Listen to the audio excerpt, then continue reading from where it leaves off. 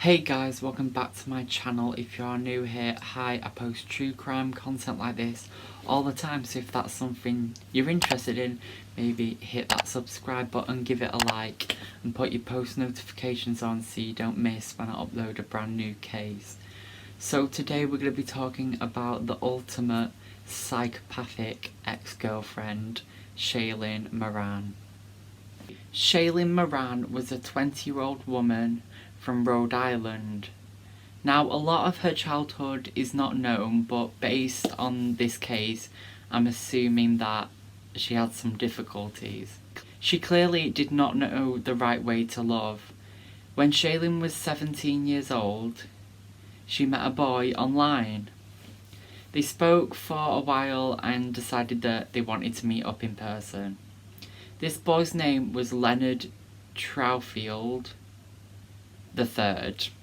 They met in person, and Leonard, quickly after 4 days of meeting her, he realised that he'd made a mistake and that Shaylyn wasn't the kind of girl for him. Shaylyn became obsessed with him though, and not in like a cute way. She was seriously obsessed. Leonard had had enough, and after 4 days of meeting her, he decided to bring the relationship to an end. Shaylyn was heartbroken and she would not stop to try and get back with him. But Leonard was having none of it. Shaylyn even threatened Leonard, saying she would take her own life by cutting her own neck if he didn't take her back. She even went to extremes such as jumping out of a window, I guess to kind of manipulate him and guilt trip him into taking back. She was going to extreme lengths just to be with this guy. And the list of things that she said she would do just keeps getting longer. Shaylyn's feelings of sadness turned into anger. She threatened to shoot up the YMCA, which is a charity which helps young people with their social needs like social service needs and mental health. The reason she chose the YMCA specifically is because Leonard's mother worked for them, and to add on top of this, she told him that she was going to shoot his brother and his dog. She also sent him quite a few threatening text messages, one saying she was going to take his life too. Understandably, Leonard went and reported this to the police. However, the police did not do too much to help Leonard. But if it was the other way round, a man stalking and threatening a woman, then the police would surely have taken this much more seriously, but because Leonard was a male, they just decided to put it on the back burner. 2 months later, Shaylyn tried her hands again at dating and met another boy online. This guy's name was Jack Doherty. Jack lived over 100 miles away from Shaylyn, so their relationship remained online, and so they were carrying out it was a long distance relationship.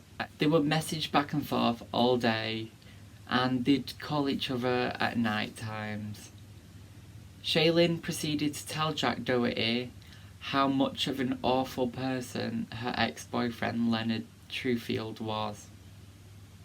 She told him and painted this false narrative that Leonard had sexually assaulted her, beat her and left her to die in a graveyard. Now, understandably, Jack Doherty becomes enraged. He's been told by this girl that he really, really likes that her ex-boyfriend had done all these awful things to her. Now, this is no way me trying to excuse what Jack goes and does, but it just gives him a strong reason to dislike Leonard, so remember that. Shaylyn was painting this picture that her ex-boyfriend was this awful person, a complete psychopath. But if she went and stood in front of the mirror, she would have seen that she was the true psychopath the whole time. Now, there is actually no evidence to prove that Leonard ever sexually assaulted Shaylyn and left her for dead in a graveyard. So it's heavily believed that it's all been made up. but you're allowed to form your own opinions.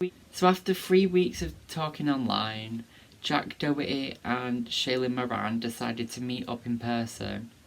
Jack made the 5-hour journey from New York, where he lived, to Shaylyn in Rhode Island on 31st of December 2019.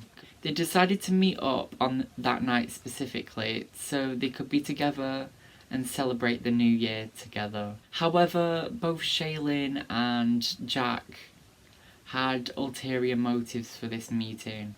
Jack Doherty had actually packed 2 items which would change both of their lives forever. Jack and Shaylyn booked a hotel room together because they wanted to go to a New Year's Eve party that night and have a place to stay. This is when Jack produced one of these things that he had brought with him. An engagement ring. Jack Doherty proposed to Shaylyn the first time he had ever met her. The couple barely even knew each other for less than, 12 hours, if that. And they'd only been talking for the past 3 weeks prior to meeting up. So Shaylyn and her now fiance Jack Doherty wanted to seek revenge on Leonard Truefield. Even though she had just gotten engaged, she still wasn't over the whole Leonard situation, and she was out for revenge. Jack Doherty also wanted revenge on Leonard because he had been given this false narrative that his fiancée had been sexually assaulted and beaten and left for dead by this guy. So at this point, the couple have come back from attending this New Year's Eve party and are going back to their hotel room. It had been a good night for the couple.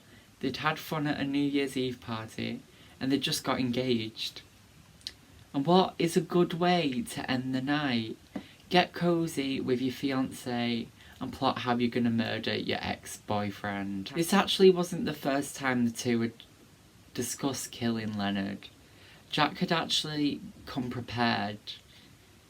They were dead serious about this. This second item that Jack Doherty had packed was a pistol. Shaylyn began telling Jack outlandish stories of things Leonard had done to her. She was really trying to light a fire within Jack, trying to get him as angry as she could. Shaylyn Moran had convinced her fiancé, which she'd only met the same day, to murder her ex-boyfriend. The plan was discussed all through the night, and the plan actually changed quite a bit. Instead of killing Leonard, they decided that they would just kill whoever answered the front door. The best case scenario for them was that Leonard answered the door, but if someone else answered the door, so be it. At 8:15 p.m, Jack Doherty arrived at the family home of Leonard Truefield. He knocked on the door, pistol in hand. However, it was not Leonard who answered the door. It was his 54-year-old mother, Cheryl Smith. This didn't stop Jack though. He stuck to his plan and shot Cheryl 4 times in the chest before fleeing the scene in a lift. Lift's the same thing as Uber. Neighbours heard the gunshots and police were called. Cheryl was rushed to the hospital but was pronounced dead. Cheryl Smith was 54 years old, and as you can tell by this photo, she was stunning. Like I said earlier, Cheryl worked for the YMCA and she was also an estate agent. On the car ride back from after the shooting, Jack Doherty sent Shaylyn Moran a Snapchat saying, "Now this is for life." Shaylyn then replied to this Snapchat saying, "I'm yours forever and you are mine." When Jack returned to the hotel room, the couple got in bed and were cuddling and taking selfies. This photo was uploaded to Facebook by Jack Doherty with the caption, "We are just some fighters and some shooters." To be honest, this arrogance to post gave them away. This would later be used as evidence in court. On the 2nd of January 2020, it was the day that the couple had to leave the hotel. They were just thinking back on their amazing weekend.